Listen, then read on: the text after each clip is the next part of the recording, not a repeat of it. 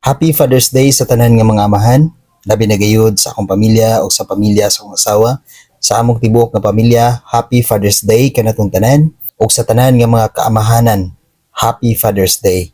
Nindot kayo nga hunaon-aon o palandungon kung unsa kadako o pagkamaayo sa tanang amahan, sa gugma sa matag usa sa amahan nga gihatag sa tagsa-tagsa kapamilya.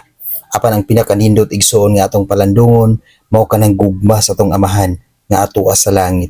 Diha sa unang Juan 3:1 nag-ingon, palandungan ninyo unsa kadako ang paghigugma sa amahan kanato. Gihigugma kita niya pag-ayo nga tungod niini giisip kitang mga anak sa Dios og mao gayud kana kita. Ang hinungdan nganong wala nakaila kanato ang kalibutan mao nga wala kini makaila sa Dios.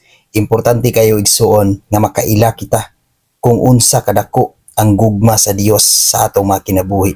Importante kayo igsuon nga makaila kita kung unsa ang Dios sa atong mga kinabuhi. Kung giunsa kita pagtagad, giunsa kita pagpalangga o giunsa kita paghigugma sa atong amahan nga tuwa sa langit. Kaysa kaniadto nga wala pa kita nahiusa kaniya. Nangita gayud siya paagi aron mahibalik ang atong relasyon, aron makunik kita pagbalik ngadto kaniya. Nangita og paagi ang Dios igsoon aron kitang tanan makasinati sa iyang dakong gugma. Aron kitang tanan mabalik og mahiusa ngadto kaniya. Aron maka-experience ang matag usa kanato kung unsa ka mahinungdanon ang Ginoo sa atong mga kinabuhi.